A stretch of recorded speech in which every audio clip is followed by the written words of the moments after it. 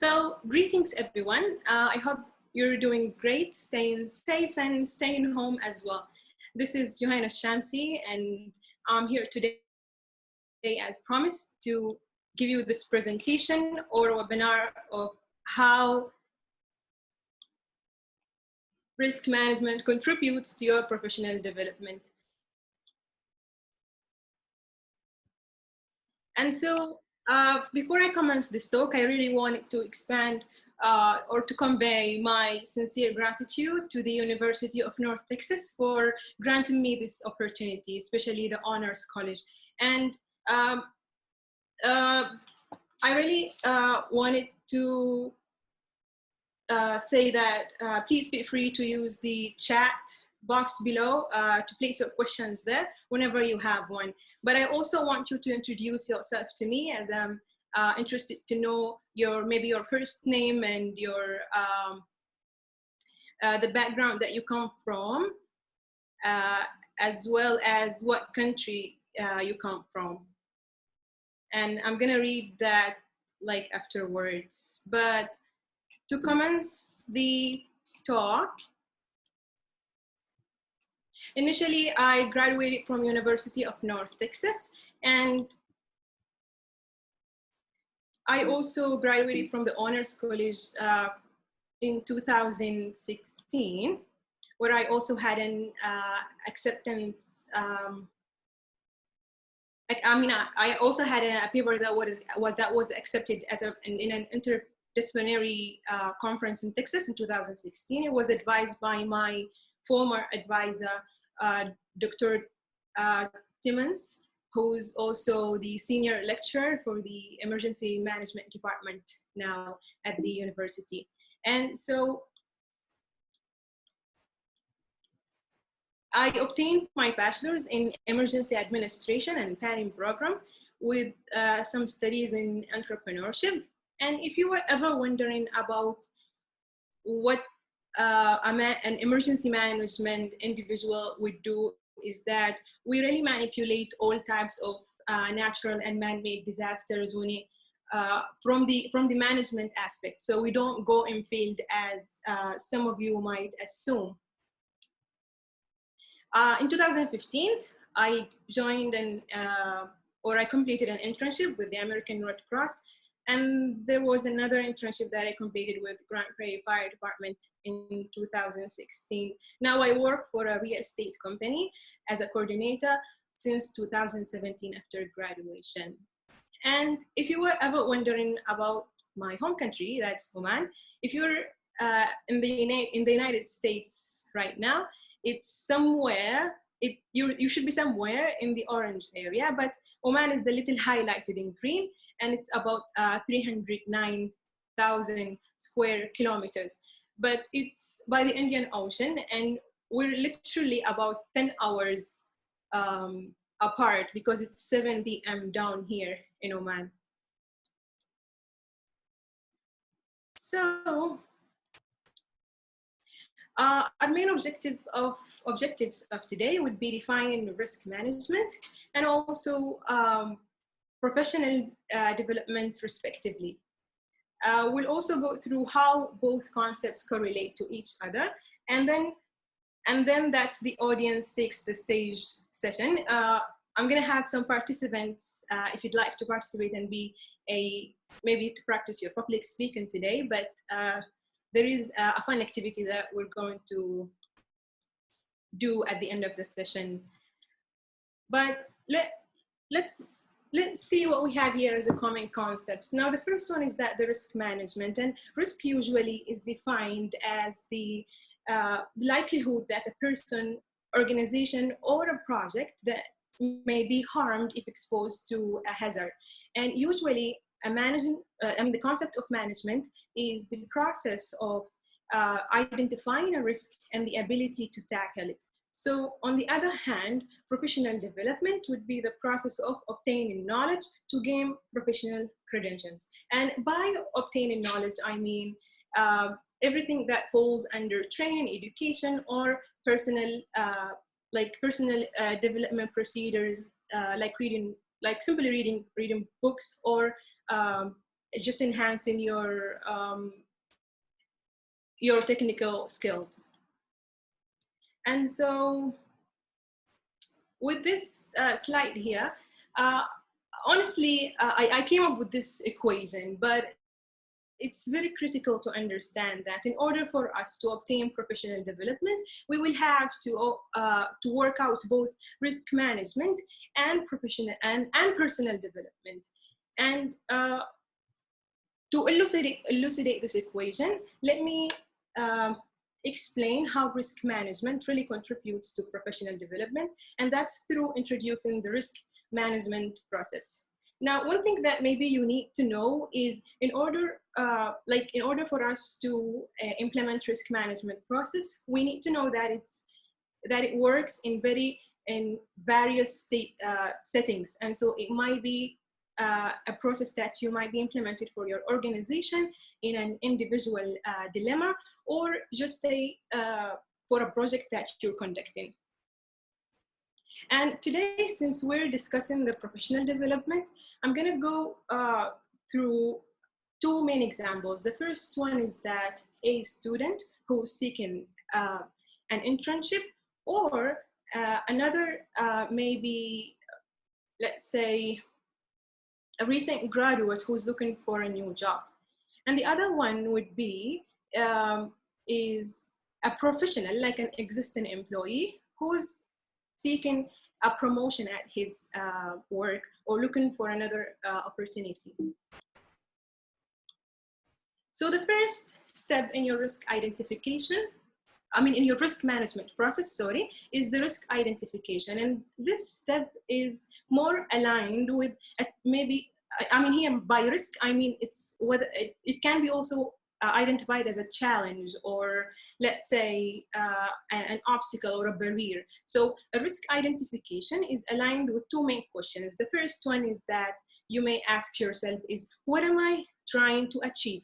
And that means that I set my objectives or I understand the scope. And so for our examples up there, we have students who are looking whether for an internship or a new job, and then for the employee is looking for a promotion, basically. So then comes the second question, which might be, what might affect me while am I trying to achieve my goal? So, and that's very important, because that's when we know like which barrier that comes in front of us, and that might prevent us from achieving our goals. And so this should take you to the risk assessment. The risk assessment is more aligned with what information that you need or technologies that you need to implement in order to control the risk. And so if there are a number of risks that we have or challenges and that prevent us from maybe getting a certain job or going initially through successfully through an interview, number one would be maybe an English barrier. And another one would be maybe lacking a technical skill. And then maybe an anxiety is a barrier. So if we say we have to rank, we have to put it in order, like which one is the most important and which one that really is preventing us from getting what we want. And maybe the number one barrier would be the anxiety. I came to know that anxiety, they're like 4% of the global population, they suffer from an anxiety around the world. And so let's take that as an example now. So our next step is that we control the risk that we have, which is, let's say here, an anxiety again. So now an anxiety can be controlled through 4 options that we have that falls within the control step. And so the first one would be that we accept the risk. So the risk here, I'm gonna call that again, is that our risk now here is an anxiety. And so to accept it first, that means to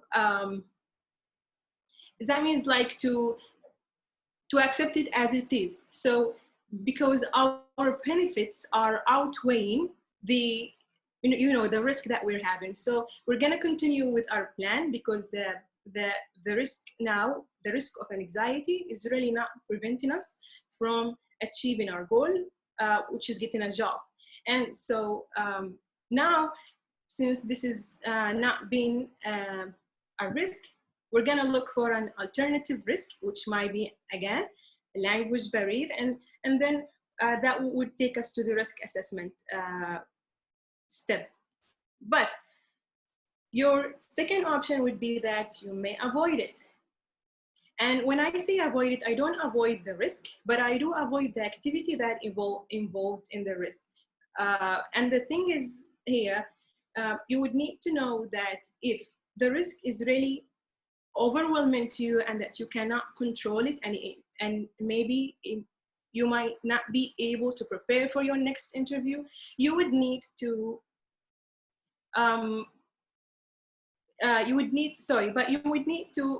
take alternatives. And your number one alternative is that you transfer it. So once you transfer the risk, that means you really don't want to add fuel in a fire. So you don't want to make it worse. And so what happens now, you transfer the risk to a third party. And meaning that you whether ask an advisor, you ask someone who's a consultant that might help you overcome this issue, and then proceed with your plan and go through the interview and get a job or an internship. And then your fourth option, and which I think it's one of the most important ones, is that you reduce it or mitigate it.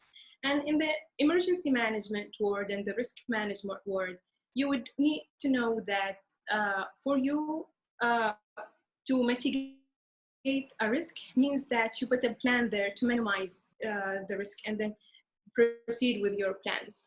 And one thing that there are actually a list of things that you might implement there, but one thing that you might do is the time management. Time management is very critical in terms of putting your plans together, having a schedule, and also resources, all the resources that might help you get prepared for your interview and then get the job eventually. So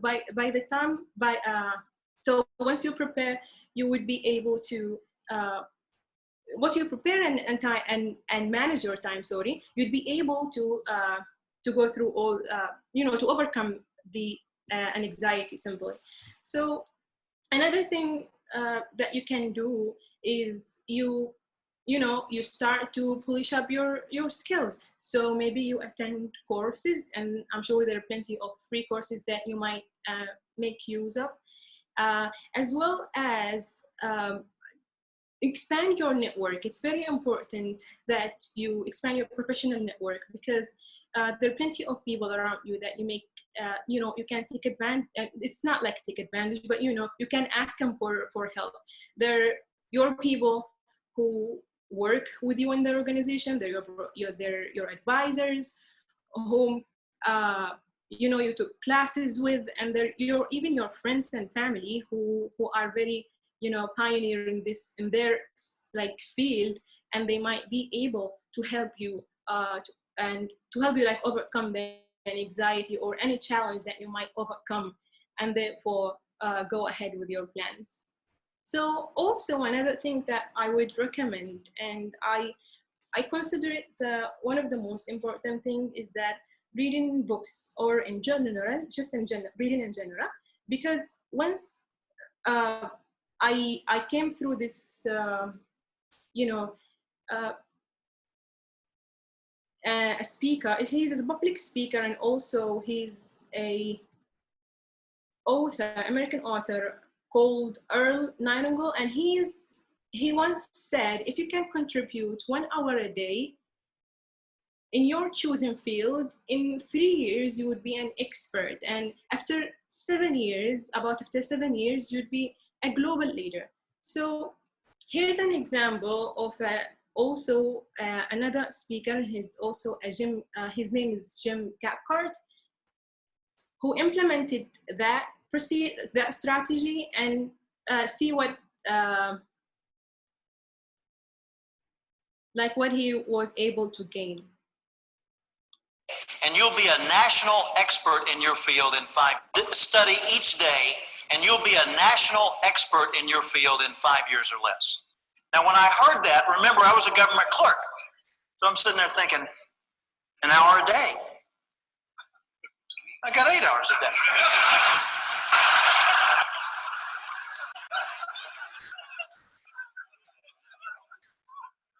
I could do this by Thursday.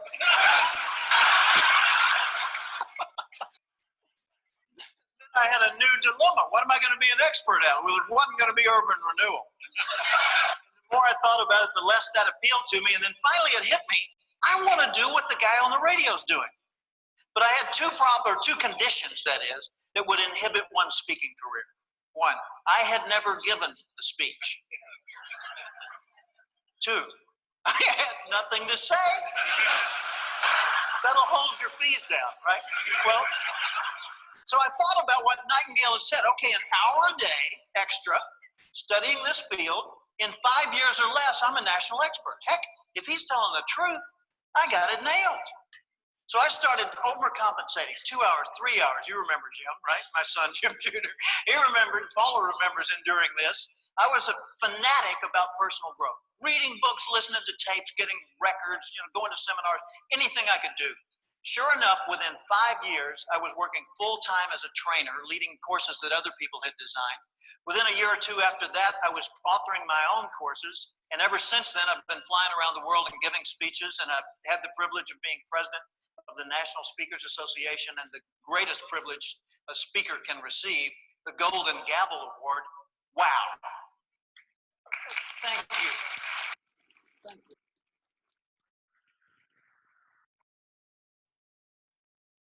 Okay. So,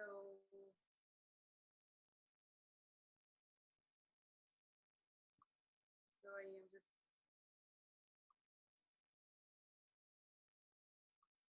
Okay, I'm gonna go back to that slide. My internet is loading. Sorry for that.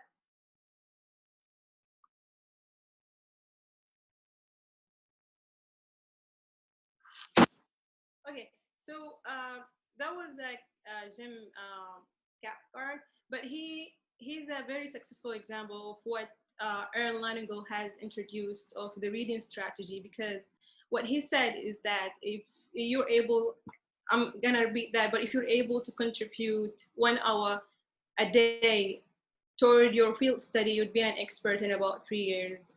And here so to recall our process, we first came up with the risk identification, and then the risk, you'll have to go through the risk assessment, and then you control it through the 4 options that you have, and eventually you review it and monitor it. And in this last step, I really wanted to emphasize that if you start, do not stop. And I repeat here, once you start, do not stop your process, because what you have to do is that you have to track your progress. You have to know where have you reached and where should you go to. And so in order for us now to obtain, whether for a job, or obtain like a job or an internship, we have to track the plan. And so that's for 2 main goals.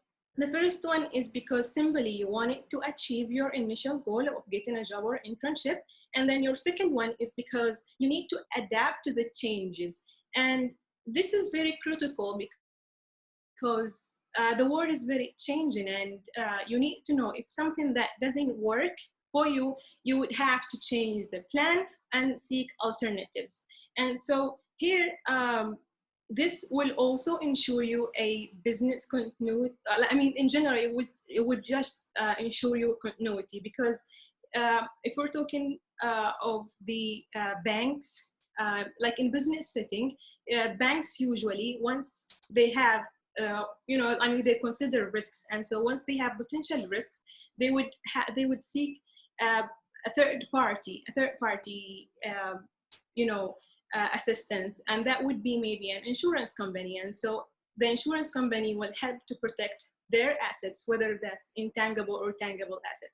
So that's how it works. You would need to identify the risk, you control it, and then you would have to keep up, keep reviewing your schedules, your plan, your resources, in order for you to achieve the goal. And so there is the audience take the stage. In this, in this process, there are 5 questions, but initially there are actually 6 questions, but I only quoted 6 questions from the risk doctor, who's also a pioneer in the risk management world.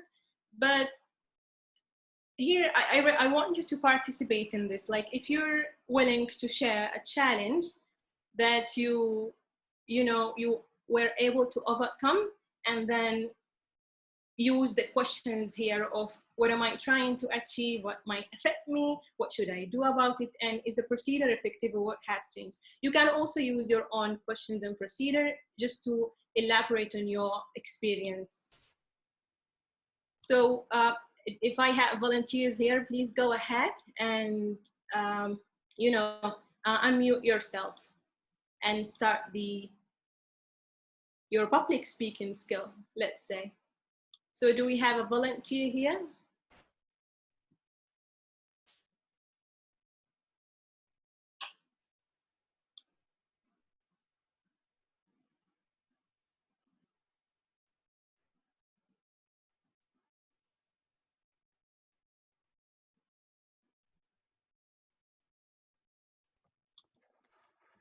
Hello?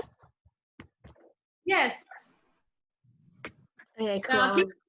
Just please introduce yourself and give us a brief about yourself, and go ahead, please.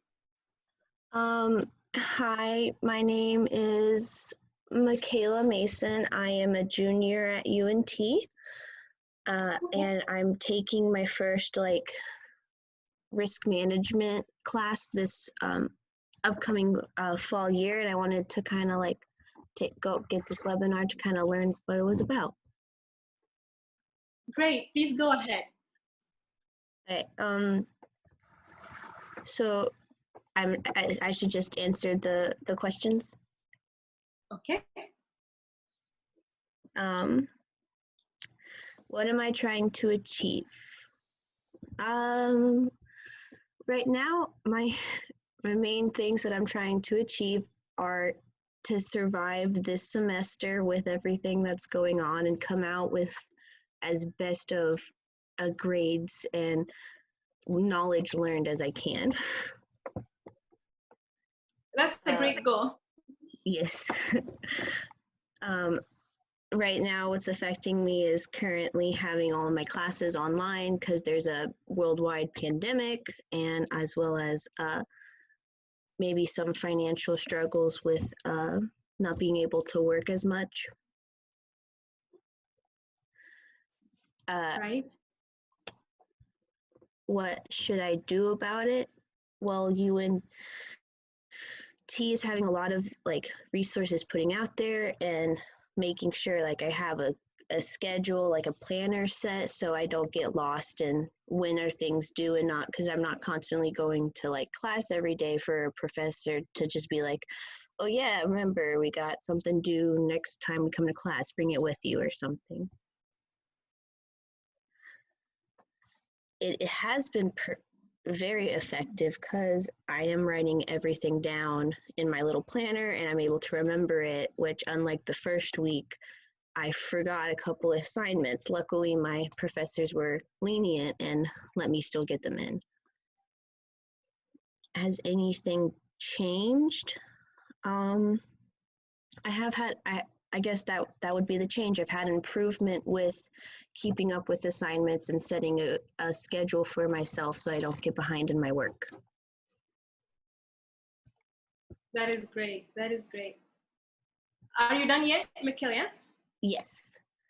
Okay, brilliant. That was very impressive, I would have to say. And it's very important to cope with your situation and what what you're going through, and that's actually what you have done. And I'm really proud because look at you, you're in a junior, and like you're just a junior, and you're doing just a great job. So keep it up, because that's a very good alternative. I mean, it's not even good, but it's great because it's working. Working for you. So I hope that you really get through the semester, and I hope that as we stay home, that we stay safe, and this epidemic we would just recover from this epidemic soon. But yeah, keep up the great job.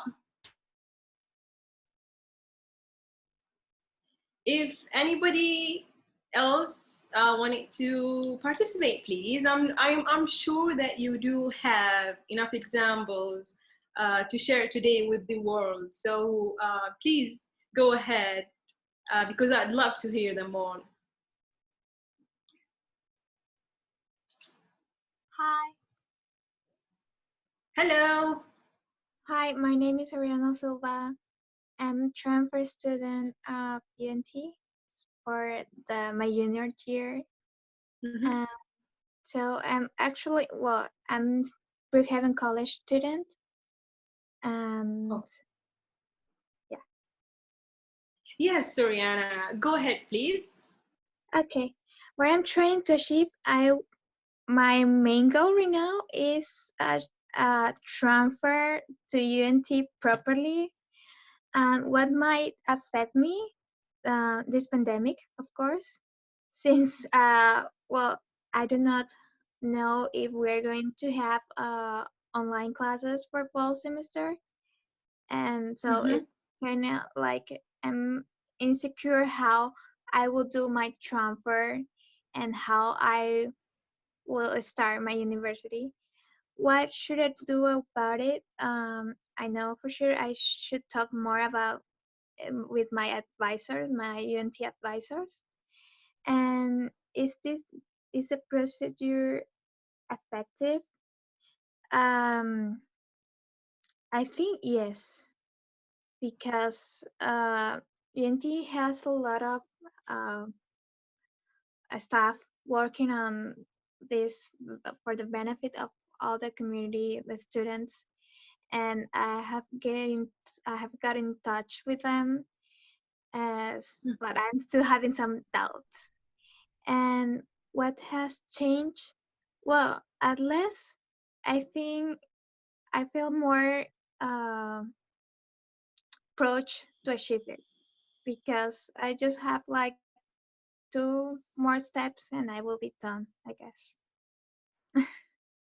That is really great. So anything else you want to add, Oriana?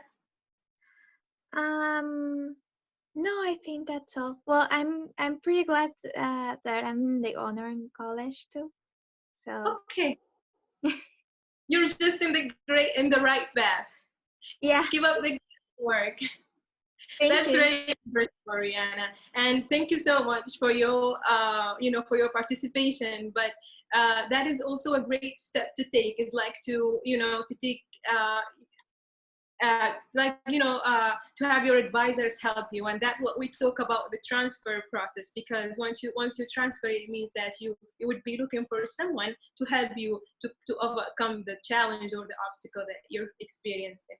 So if anybody is just joining now, and in case that not really aware of what's going on here, but if you have a challenge that you might share with us, and also how did you overcome and control that challenge, please share with us now. This is also your chance to practice your public speaking.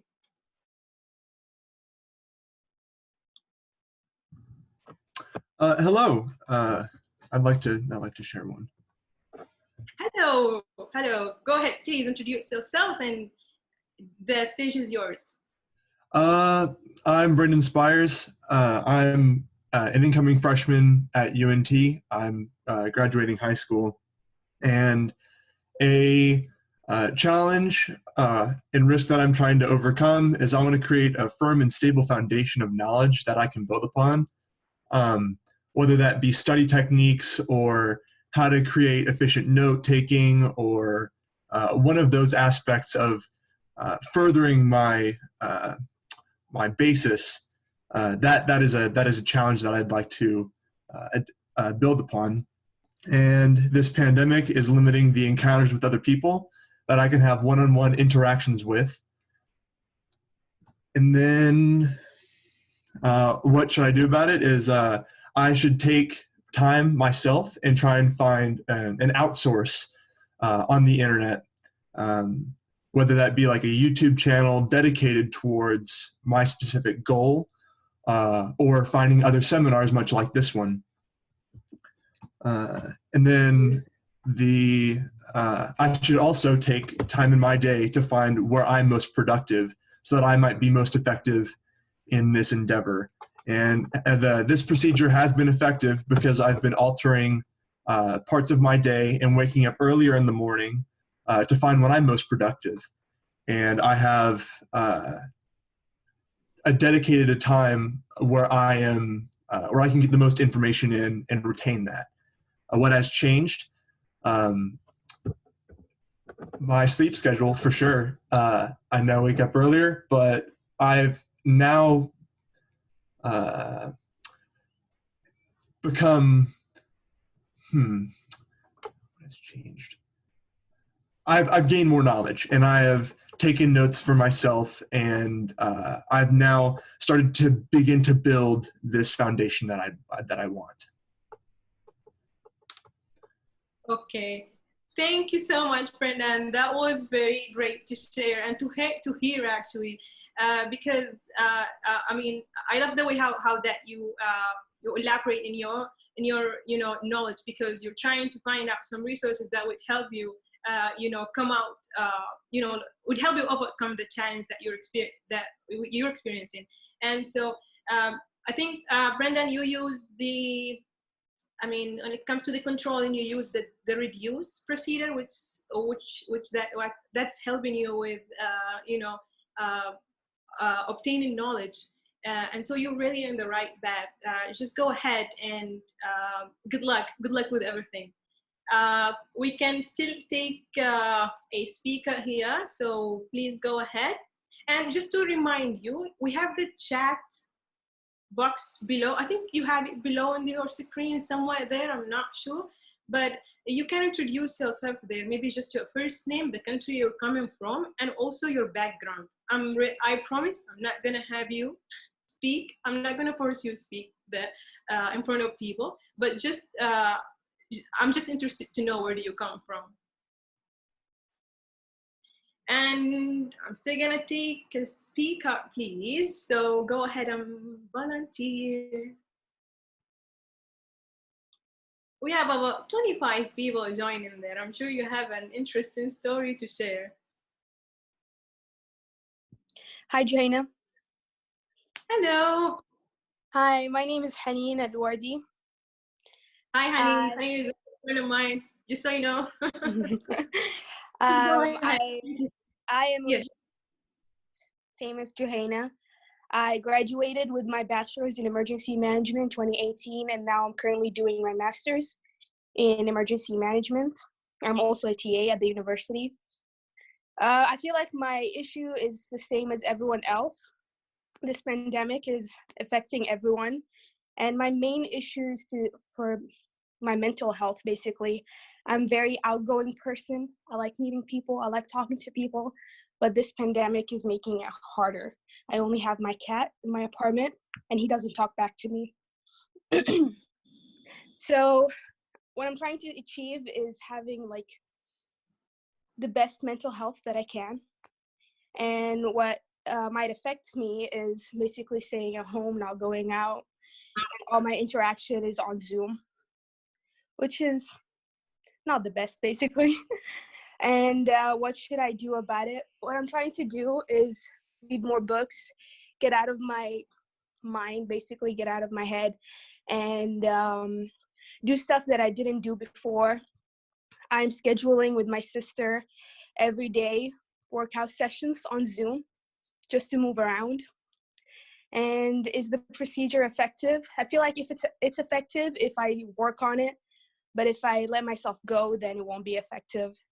And what has changed?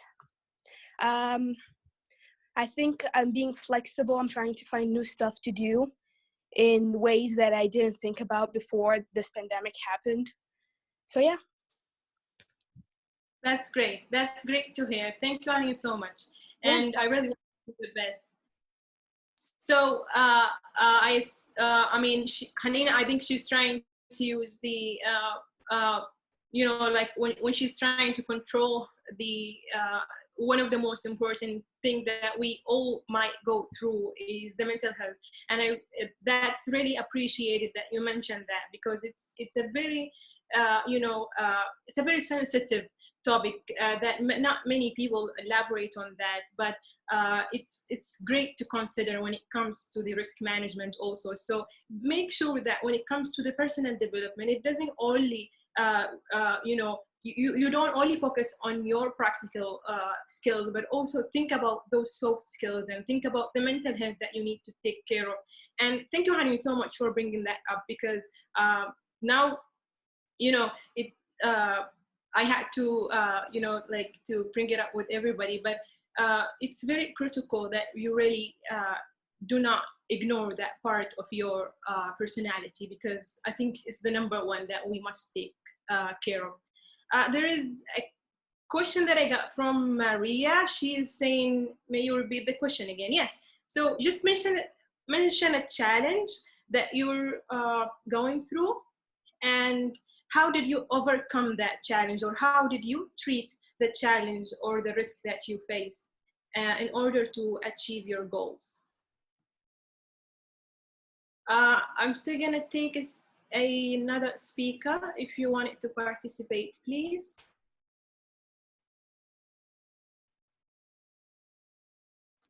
And remember, this is for everybody. Like, really, this is like a knowledge sharing thing, and it's if I can benefit you, and you can also do that, and vice versa. And so it's something that we all have to share together in order to you know, go through our challenges, because risk management is also that asking other people to help us out with their you know, to help us out come with solutions. So anybody wanting to participate right now?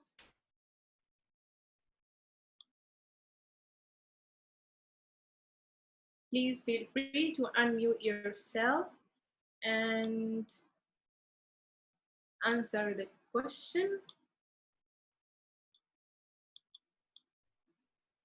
Come on, people, there are enough people, enough participants of you there that I'm sure we can hear stories from.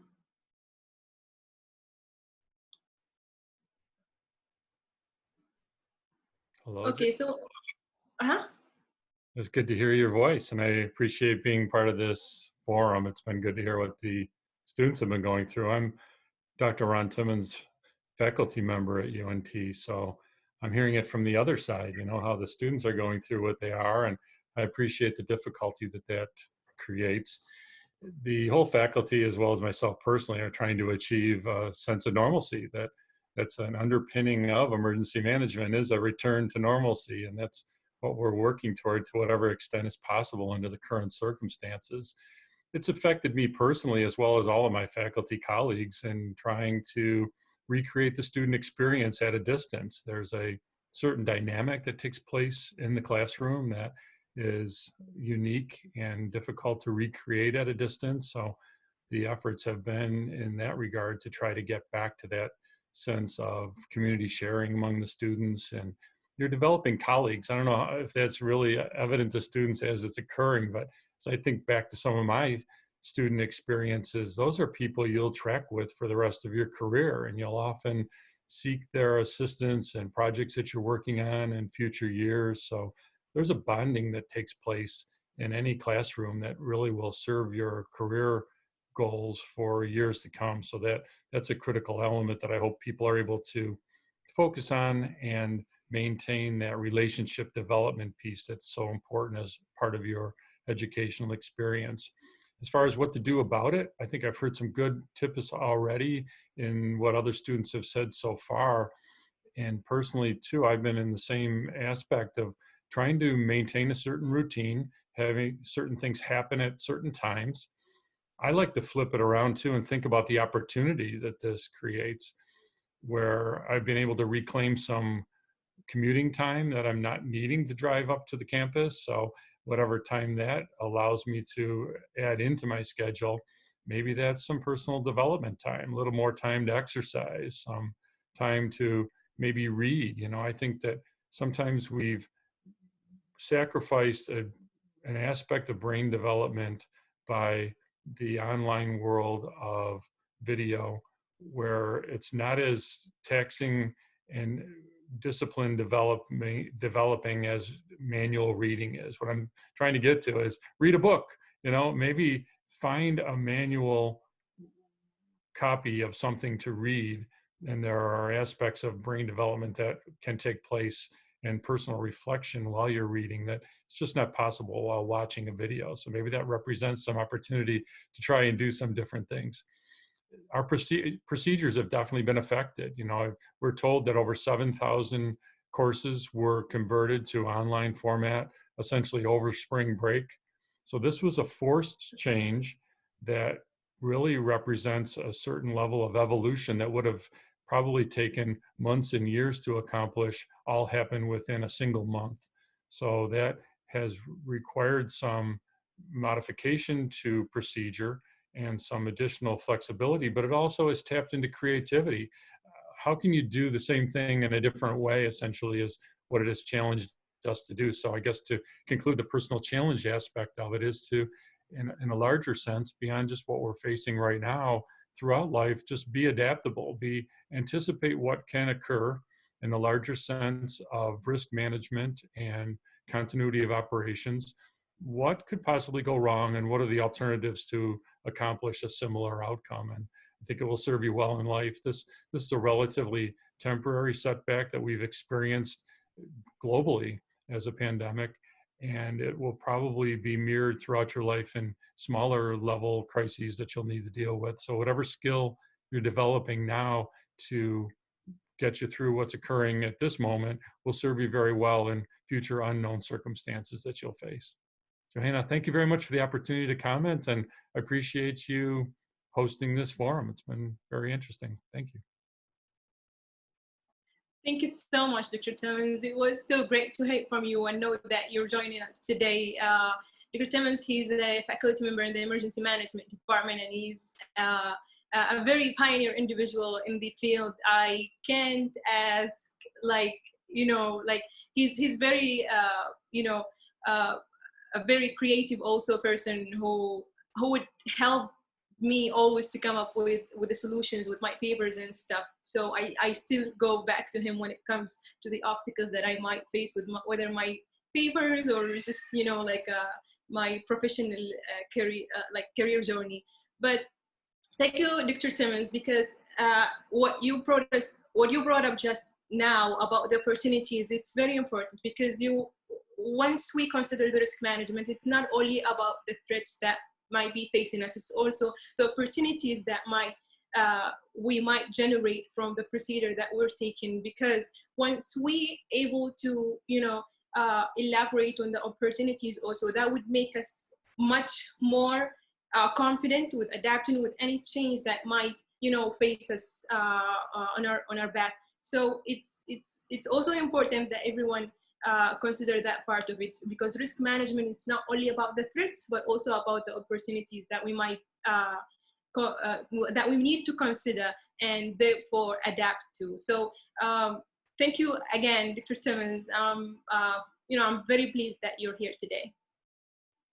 So I have Michaela Mason. She's a junior. She just introduced herself to everyone, and she's saying that she's a UNT student majoring in biology, and she's from the United States, specifically from Texas. So just have Dr. Timmons as a reference for you, please, when it comes to the emergency management. He's a very great reference that you might, you know, ask help for. So is anybody gonna introduce themselves or give just a brief about their experience? I'd be glad to hear it before we move on to the next section of this webinar.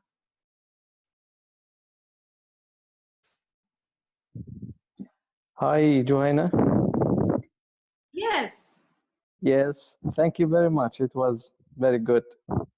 I'm going to ask you a question, and you are going to tell me if my example or the story is a good example about your webinar, the subject of the Okay, webinar. go ahead, please. Yeah, I listen a lot and I watch a lot Dr. John Campbell. He has a YouTube channel, and he mentioned some stories about car manufacturers who moved from producing or manufacturing cars to manufacturing medical equipment like ventilators. So is this a good example of risk management to improve or develop a good professional development? I mean, them moving from this kind of manufacturing to the other manufacturing, is it a good example? Can you please elaborate more on the on what he said? Yeah, Dr. John Campbell, he mentioned that car manufacturers in Italy, like Ferrari, Right. and also in the USA, I think General Motors, they moved from producing cars or vehicles to producing ventilators or Right. ventilating tubes, or what they call it in hospitals. I'm not a doctor, but you get the idea that they moved. I mean, did they do some kind of a risk management study and then they decided, okay, because it is risky to produce more cars, so we are going to move to another field of manufacturing? Is it a good Yeah. example? Yeah, clear enough. Thank you so much. Thank you for your participation. But I think from my perspective and considering the risk management process here, I think what they've done is I can't say if it's wrong or right, because it really depends on their results. If what have they implemented has come up with results and they were able to achieve their goals, then that means the answer means yes, because they did transfer, maybe not transfer, but they did avoided the risk of producing cars, and then they they changed their product. And so that is the avoidance part of the risk management, is that they didn't get involved in the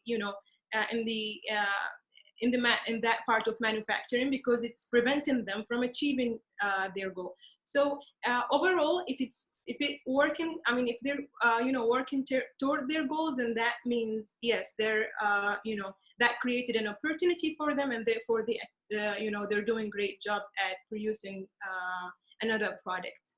I hope that answered your question, but please go ahead if you have another one, or if anybody else is gonna go with another question. There is Jasmine who is saying that the pandemic has given me more opportunity to use my creativity, and that's really great. Oriana also, she just introduced her experience, and she's French. No, sorry, that's Harmeja, but she's from Venezuela. Thank you, Oriana.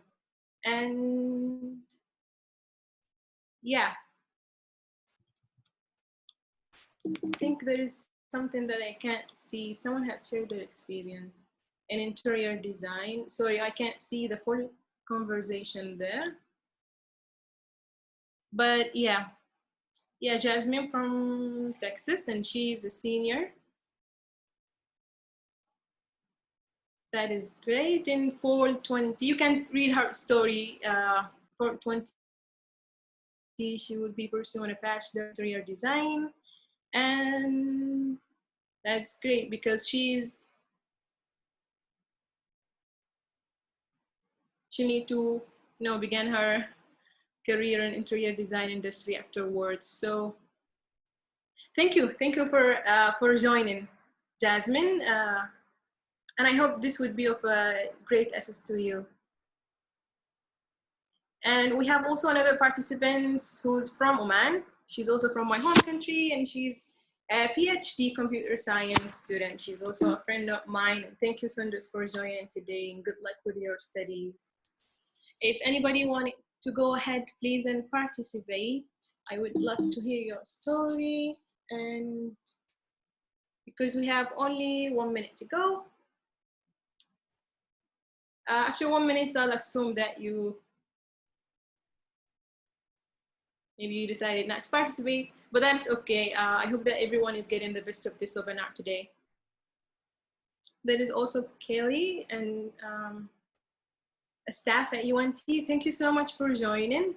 I'm glad that I'm seeing a few number of staff here. It just makes me so happy that I have people from different backgrounds with different perspectives. But she graduated from UNT a few years ago, and oh, that's very interesting.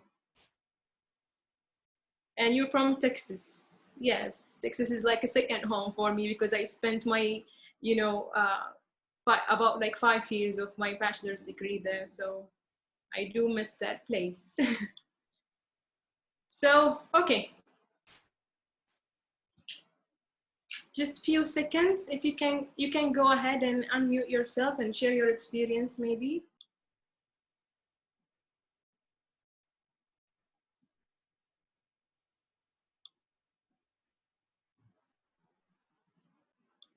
We have also Asma, and she's a sociology. I mean, that's her background studies.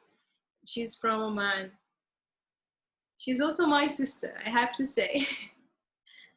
Okay. Okay, so just to recall what we have, discussed today, we initially discussed the risk management concepts, and we knew that it's identifying a risk and the ability to tackle it. And then comes what we have here is the professional development, and that's obtaining knowledge to improve professional credentials.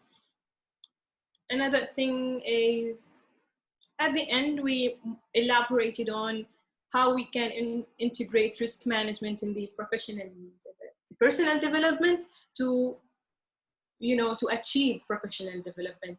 And that's what we discussed through the 4 steps process. That was also very interesting to hear your stories. We have some more joiners here. We have Salim Azidi, he's from Oman, and also in his major is physics. And Mohammed Sadi, thank you for joining today. He's a computer engineering student. Okay.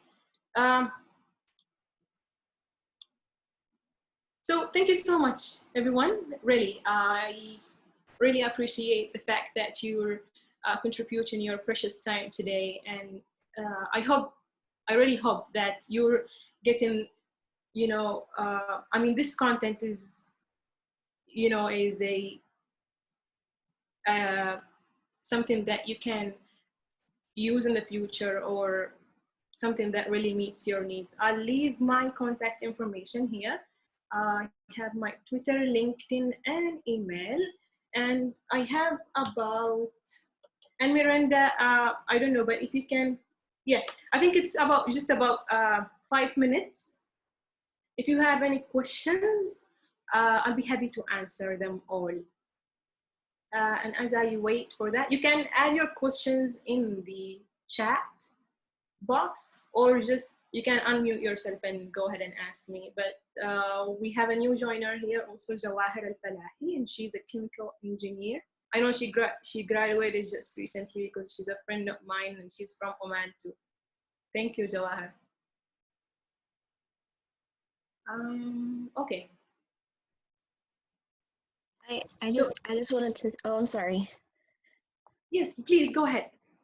I just wanted to like thank you for putting this on. It was a really interesting webinar, and I really liked the little video that you had put in from that guy, because I'd never heard about the 1 hour a day like to help, and that makes sense. But and I think I'll probably use that to go towards like other different endeavors of mine, and also the 4 or 5 step process seems to be one that kind of works. I never like when I talked earlier, I never thought about like putting it out in a little plan, like, okay, what do I want to do? How can I do it? And what have I seen anything change from it? So I just wanted to thank you for introducing me to these new little techniques. Yes. Thank you. Thank you so much, Michaela. You've been a great participant today, but I really appreciate that. And I'm glad that it's adding up to your, the content here is adding up to your background and information, and that maybe you can make use of them, because this is my aim of shooting this webinar, because for me it's very important to share knowledge and make use of whatever resources that we have. Now, the introduction thing that I had here, the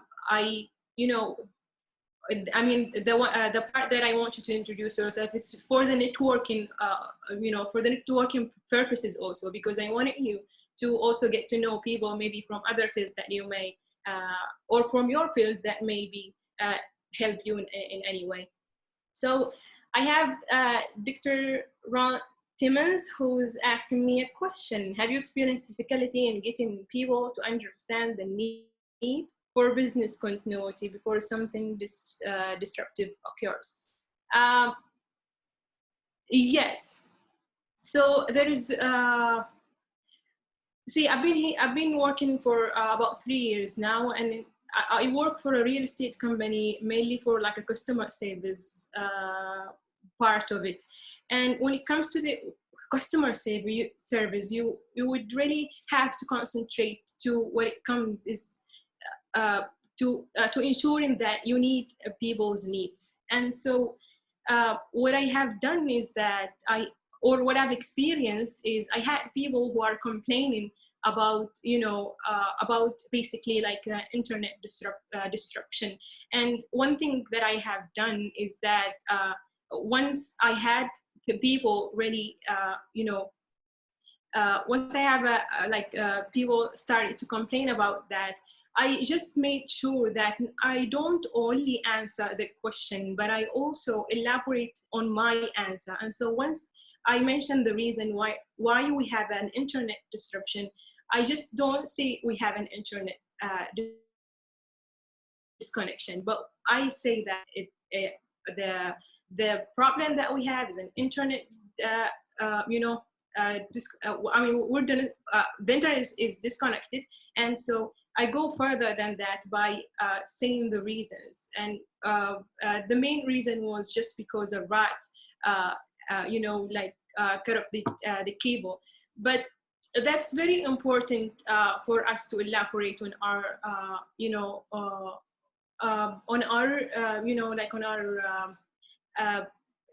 activity and what we say to people, because that's also part of improving personality and improving professionally. Once you have a problem, you should just go further than really what you have to do.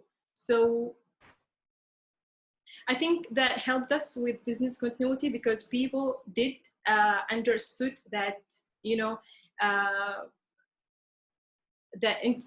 why we have an internet disruption, and so therefore they were calmed down and appreciated the fact that we were very clear.